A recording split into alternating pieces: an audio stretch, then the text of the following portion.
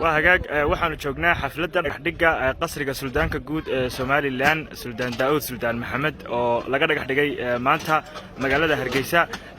shirkadda Sun Property oo iyadu qasrigan hirgelinaysa isla markaana dhismaheeda ku guuleysatay mashruucani ayaa halkani ka dhisi doonta Khalid soo dhawow waa maamulaha guud ee shirkadda Khalid bal waxaad nooga warantaa guud ahaan sida uu u dhacayo ama sida loo dhisayo qasrigan suldaanka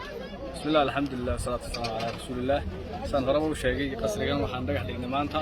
وحنا كوبين هاي لما طبقوا استثارة وأقول قصريا سلطان كبود Somaliland يو حرم سيدقنكا يو وله شراركا والله بقول فقاضية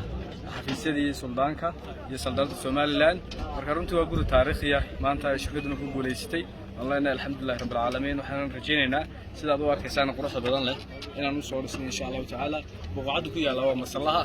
مسلها سوا بالوناكسون والسمن مركا حفظ مقالة دحية كتالنا waxaa la isweydiinayaa gurigani deesan arkan waa guriga aad ka weyn quruxda badan dhaqaale intee leeg baad ka shirkad ahaan ku dhisaysan dhaqaalo gurigan ku baxaya horena waan u sheegay waa lacag ku dhawaad 300,000 oo dollar waxaan u soconay muddo 9 bilood insha Allah ta'ala wahagaag inta badan qasriyada noocan oo kala waxa la dhahdaa dadka qaar faalooyinka ilaa xalay baraha bulshada gurigan qabsaday guri Carabeed buu eegyahay dhaqankii Soomaalida kama muuqdo taas oo kale maxaad ka tala gashay kama maqan dhaqankii Soomaalida waayo waxa uu leeyahay meel loo dhigo kaydkii dhaqanka Soomaalida insha Allah ta'ala wuxuu leeyahay aqal Soomaaliyeedni